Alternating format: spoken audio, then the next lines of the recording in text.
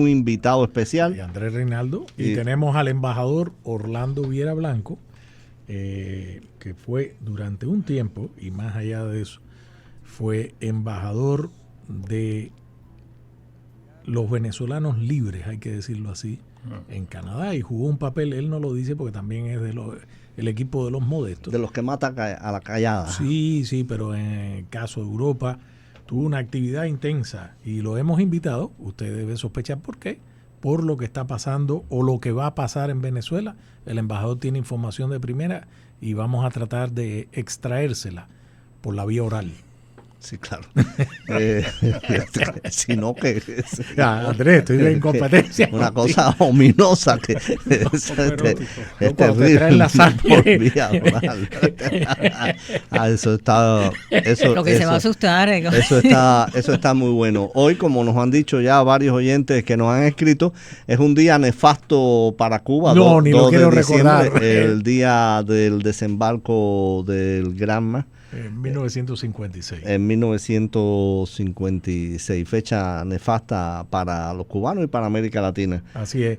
Andrés, antes de empezar con el embajador, tenemos varias noticias importantes. Hoy tenemos un programa cargado de invitados y de información importante, entre ellas la exclusiva que reveló Martín Noticias sobre las llamadas rutas secretas del nieto de Raúl Castro, a quien todos conocen como el Cangrejo, a Panamá. Viajes privados, compras millonarias, vínculos con empresarios, aviones del madurismo, jets privados, etcétera, etcétera. Y también tenemos que el ex jefe de la Unión de Jóvenes Comunistas en La Habana se le ocurrió venir aquí a los Estados Unidos, se le ocurrió venir aquí a Miami. Y venía e iba a Cuba unos viajes constantemente, le tenemos todos los detalles, pues tenía residencia, había obtenido, se asentó inicialmente en Gainesville, tenía residencia y, qué curioso, igual que otros de los sospechosos habituales, así es. Se dedicó inmediatamente, tenía un negocio de paquetería a Cuba. O sea que ese todavía está aquí guardado. Que el gobierno cubano, tiene mucho. Confió meses después de que este sujeto llegó a la Florida con su mujer y su hijo y se asentó, confió en abrir un negocio con él. Vienen de testaferro, vienen para crear empresas con un pie aquí, otro pie allá, vienen para preparar el robo del cambio. Nunca me canso de decirlo. Vienen para preparar el robo del cambio, para el día que se va a hablar del exilio, que es homogéneamente anticastrista y es homogéneamente anticontinuidad. Decían, no, pero si en Estados Unidos tenemos personalidades, empresarios que se dedican. Hablaremos de todo eso. Sí. Aprovechemos al embajador. Embajador Orlando Viera Blanco, primero, bienvenido, y segundo, voy directo al punto. Hoy, una vez más, el diario de New York Times, que alguna vez fue uno de los diarios favoritos de Andrés Reinaldo, pero con este tema de Venezuela ha dado buenos palos periodísticos. Bueno, hoy el diario de New York Times publica, digamos, la intrahistoria de cómo es en los últimos días la vida diaria del señor dictador Nicolás Maduro Moros, y vamos a tener detalles, cómo ha reforzado su seguridad personal, cómo se mueve de casa en casa, de cama en cama y no para otros oficios, Andrés. ¿Y quién está en toda esta jugada? Pues el aparato cubano de seguridad, el aparato cubano de inteligencia. Bienvenido. La primera pregunta rápidamente antes de entrar en esto. ¿Cómo ves, Orlando, el panorama? ¿Y Maduro cae? ¿Se va? ¿Lo sacan? ¿Cómo ves la actual situación? Bueno, antes que todo, muy buenas tardes, querido Miguel, querido Andrés. Un placer estar aquí en el espacio. Placer nuestro. La Resistencia, por primera vez me siento como en casa. Así es. Eres resistente. Soy resistente. Y voy a tratar de satisfacer tu requerimiento de oralidad. Me dijo que este programa tiene. Para cumplir peticiones, ¿no? Yo sí veo que hay un movimiento muy interesante, histórico, y fíjate lo que te voy a comentar, inédito en términos diplomáticos, por cierto, en Latinoamérica con toda esta avanzada, este movimiento en el Caribe para eventualmente, bueno, de forma primordial, defender la seguridad de Estados Unidos, que es la categoría que mueve y la narrativa que maneja la Casa Blanca. Pero sin duda alguna, ya que el que se autoproclamó presidente de la República en Venezuela y que es ilegítimo, se reconoce ya por parte de las autoridades norteamericanas como el jefe de este cartel de los soles, lo inédito es que no había existido nunca una operación que no es una invasión masiva desde el punto de vista militar, ni pretende ser un acto de guerra, sino que es una operación de inteligencia encubierta, una operación que aunque tiene obviamente la incorporación de fuerzas militares, es una operación policial, donde hay una mutación de una diplomacia coercitiva, o mejor dicho, de una diplomacia de retórica y de sillón, de lírica, a una diplomacia de fuerza y coercitiva, que ha decidido de manera determinante aplicar lo que hasta lamentablemente ha sido letra muerta, que es la responsabilidad de proteger. Porque no solamente es proteger la seguridad norteamericana, es proteger a todo un hemisferio, es proteger a una población indefensa en Venezuela. Y creo que la salida de Maduro, respondiendo a tu pregunta, va por 3 vías. Viene por 3 vías. O sencillamente decide finalmente irse, marcharse, y todo esto que estamos viendo no es más que actos disuasivos, incluso los propios entornos de él, para marcar su vida. Segundo, sencillamente es objeto de una captura. Tercero, de pronto lo obligan los propios entornos en el marco de todos estos quiebres que se están produciendo en este momento, y parte del quiebre lo acabas de mencionar. Esta mutación continua de cama en cama, de celular en celular, de cambios de seguridad, etcétera, es una situación de quiebre y de fragilidad, donde no solamente él trata de resguarecerse de lo que pueda ocurrir con lo que se está en este momento preparando en su contra a nivel hemisférico, a nivel de los Estados Unidos. Es tratar de ver también cómo escapa él mismo de sus grupos radicales de entorno que no caben en el avión. De los potenciales que lo puedan traicionar y entregar o capturar o matar. Bueno, así es. Acabas de tocar una parte que a mí me llama la atención en el medio de todo esto, que justamente el Venezuela, como quiera que sea, tiene una estructura de poder bastante grande. No es un país pequeño, no es Panamá, no es Haití, no es ni siquiera Cuba, es un país. Y ahí hay un grupo de gente alrededor de Maduro que no es pequeño. Toda esa gente no cabe en el avión. Dicen que Maduro, según estaba diciendo la prensa, en las negociaciones que le pidió a Trump, le pidió que hubiera levantamiento de sanciones de más de 100 de sus funcionarios. Pero ese es el problema. La gente que está alrededor de él, a lo mejor los más cercanos pueden irse, a lo mejor los más cercanos tienen dinero suficiente para poder establecerse, si los dejan establecerse en Rusia, en otro lugar.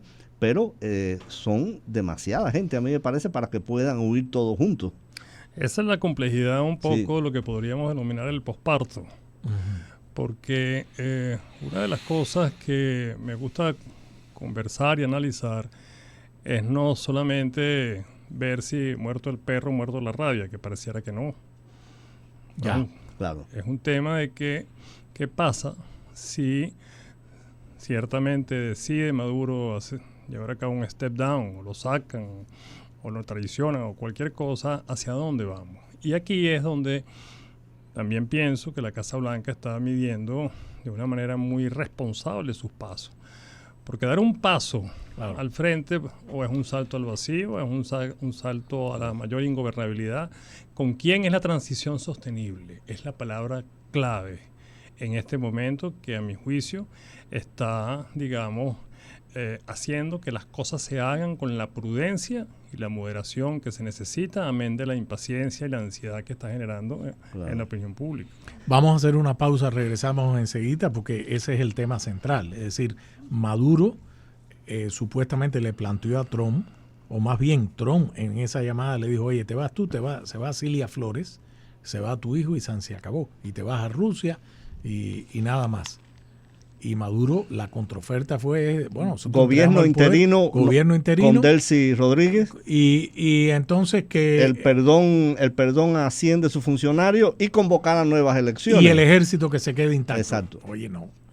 Que es como se queda la rabia. Matan al perro, pero se queda la rabia. Vamos a la pausa y regresamos con el embajador Orlando Viera Blanco. Tarde de lujo hoy, aquí en La Resistencia. Embajador, nos quedamos en un punto crítico que es lo que decía Andrés, que puede, muerto el perro, pero aún la rabia sigue por ahí. Y tú estabas diciendo que Estados Unidos está tomando esto con mucha prudencia. Me imagino que los grandes analistas que tienen las agencias de este país estén calculando todos los escenarios posibles y cuál es la vía. Lo que reporta el The New York Times, que cuenta un poco cómo Maduro ha reforzado su entorno de seguridad personal, que incluye cambiar de gama, cambiar de sitio, cambiar permanentemente de teléfonos celulares, que está rodeado por su principal aliado. Es decir, Maduro está ahora a expensas en las manos del aparato de espionaje y de seguridad cubano. Y de sus miembros más radicales dentro de la estructura venezolana. Claro, y públicamente lo que vimos es un discurso desafiante, por lo menos el de ayer, que esto a un personaje como Trump le debe caer, ya ustedes se imaginarán cómo y dónde. Entonces, varias veces Trump, por lo menos 2, ha dicho Maduro tiene sus días contados.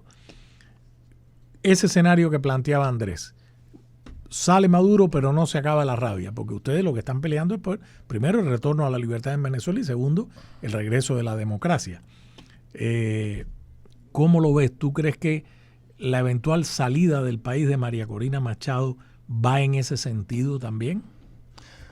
Bueno, dos cosas, Miguel, en tu pregunta, Andrés. Lo primero, yo creo que todo este anillamiento que hay de seguridad de Maduro de pronto podría funcionar en los 70, en los 80 y un poco más, ¿no? Uh-huh.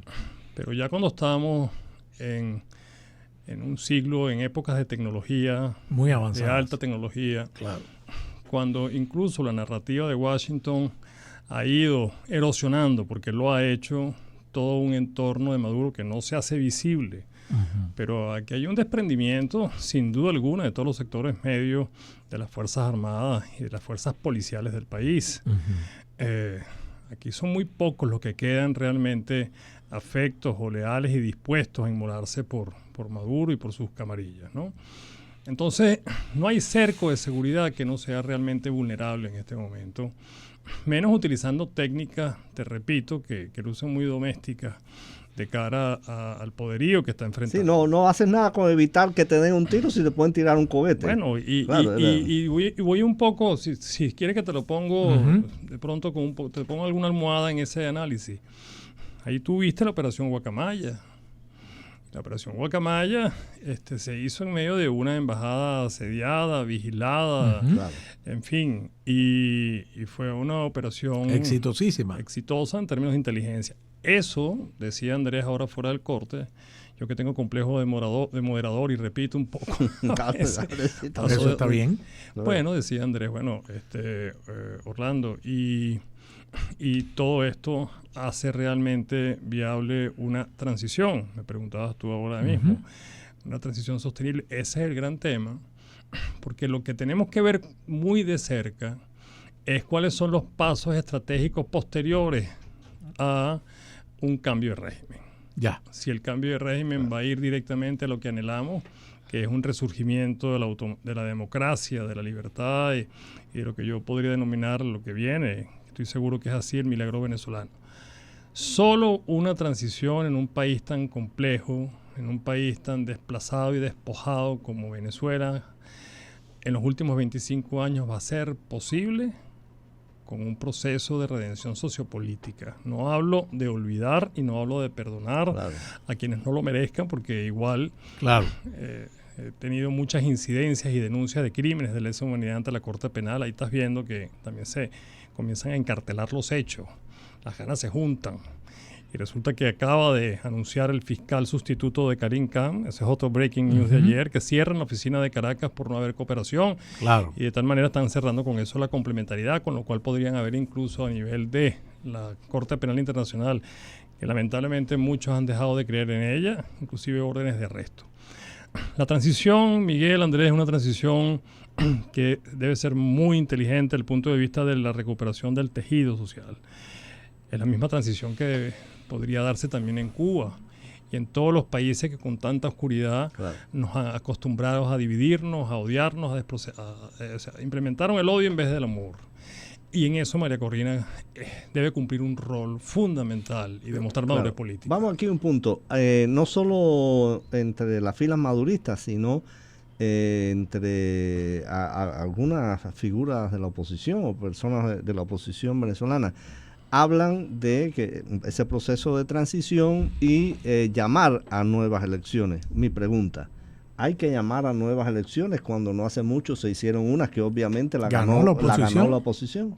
Yo creo que sí. Sí. Yo creo que, honestamente, aunque sabemos que el presidente electo fue Edmundo González, creo que el propio Edmundo sabe que él vino a cumplir un rol transitorio. Creo que una de las funciones de transitoriedad de Edmundo, lo estábamos hablando ahorita conjuntamente con María Corina, es tratar que en esas primeras de cambio haya un mínimo de cabeza institucional y que la gente sienta que el presidente electo en las elecciones del 28 de julio de 2024 está tomando el poder. Pero inmediatamente debe comenzar el proceso, digamos, de transición que debe iniciarse con unas elecciones vigiladas. ¿Por qué? Me quiero detener ahí por dos razones. Sí. Primero, ¿por qué? Y segundo, no sé si fue contigo, estoy casi seguro que hablamos de la posibilidad de que Edmundo González hiciera lo correcto y le cediera su espacio a la propia María Corina Machado. ¿Es posible desde el punto de vista legal? Bueno, eso se hizo en Argentina con Cámpora, cuando le traspasó a Perón el poder en el 66. Bueno, yo creo que él viene a cumplir una función similar a la de Cámpora.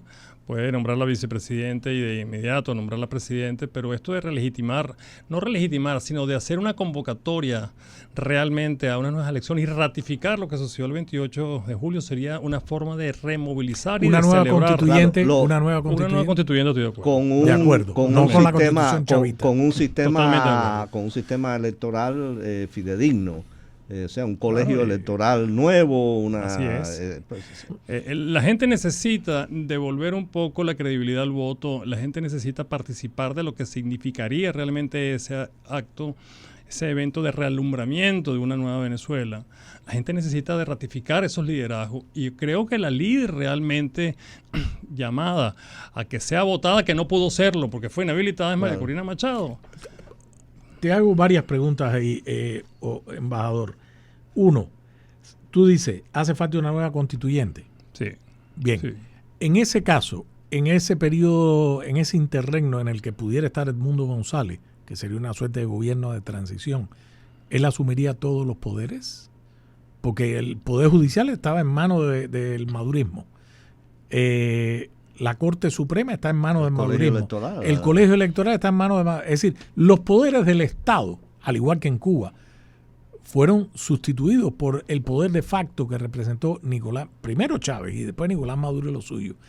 ¿Es necesario hacer eso o se puede gobernar de facto en aras de llamar a una nueva constituyente, establecer un órgano electoral legítimo y autónomo, establecer un poder judicial distinto? Es decir, es una tarea inmensa. Una reforma del ejército. Tan inmensa como la que nos va a tocar en Cuba. Y de los órganos de seguridad. Por ejemplo, la participación del cuerpo militar. Bueno, entonces volvemos a la palabra esta que luce muy lírica, pero que es muy importante. ¿Cómo tú concibes una transición sostenible? Lo primero es una comisión de la verdad que sea de la verdad.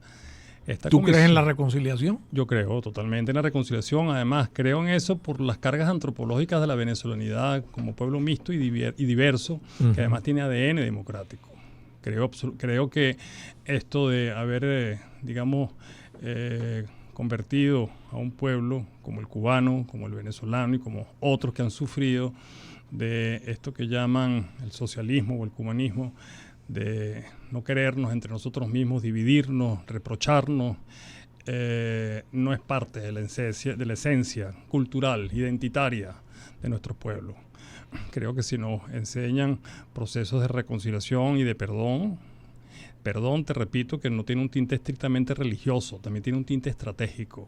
Porque la redención sociopolítica es el reconocimiento también de que hasta qué punto fuimos nosotros responsables de lo que nos sucedió como tragedia nacional. Estamos de acuerdo. El mismo caso de Cuba. Entonces, llega el señor Edmundo al poder. Lo primero que tiene que el señor Edmundo al llegar al poder, bueno, es reclamar una obediencia sobre la base de la reinstitucionalización de un país que pasa por actos inteligentes de redención sociopolítica, como por ejemplo la justicia transicional.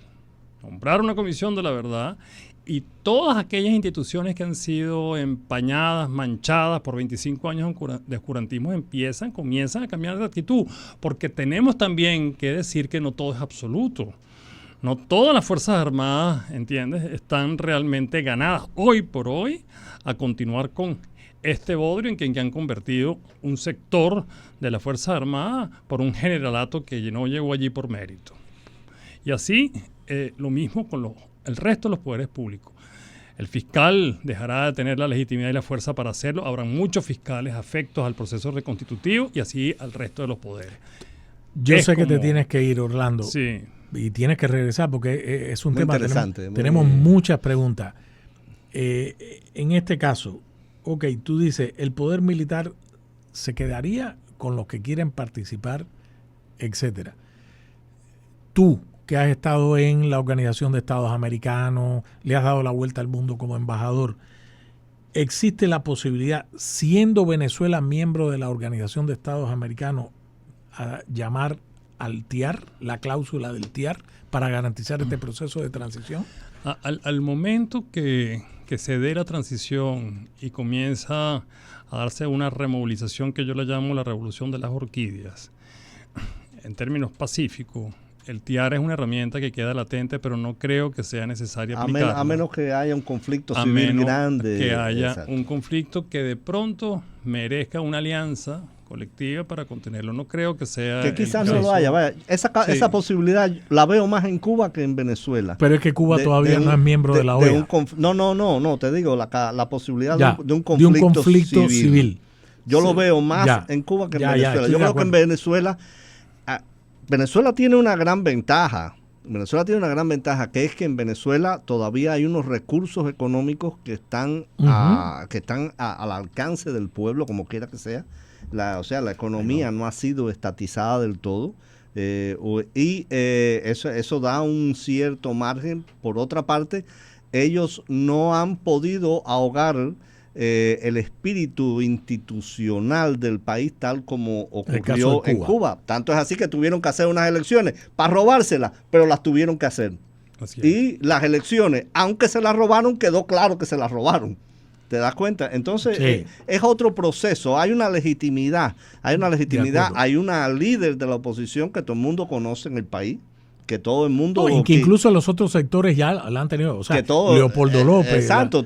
Ahí vamos a la pausa porque el embajador se tiene que ir. Todo el mundo la reconoce y es una figura que puede encabezar eso que dices tú. Sí, el TIAR, para quienes nos escuchan, es el tratado de cooperación en materia militar más importante de la región y el más antiguo, incluso primero que la OTAN, que es el tratado... Es el origen de la OTAN. Exacto, es el Tratado Interamericano de Reciprocidad en caso de conflicto. Asistencia recíproca. Así es. Embajador, ¿cuándo regresas? Porque estoy seguro que estos próximos días, de aquí al día 10 de diciembre, cuando se entrega a María Corina Machado el Premio Nobel de la Paz en Oslo, Noruega, ¿cuándo puede regresar? Porque es un tema no interminable, pero sí importante para nuestra audiencia. Tú sabes que aquí tenemos un jefe común, así que cuando él lo ordene, o lo ordene Andrés, o lo ordenes tú, mi moralidad está a su servicio. Una última pregunta. ¿Tienes esperanza? Totalmente, completamente. Ya. Él sí dice como yo que se cae Maduro. Y convicción, sí. Amén que otros no estén de acuerdo con nosotros. Vamos a la pausa. Oye, muchas gracias. El embajador Orlando Viera Blanco. Qué lujo tenerlo.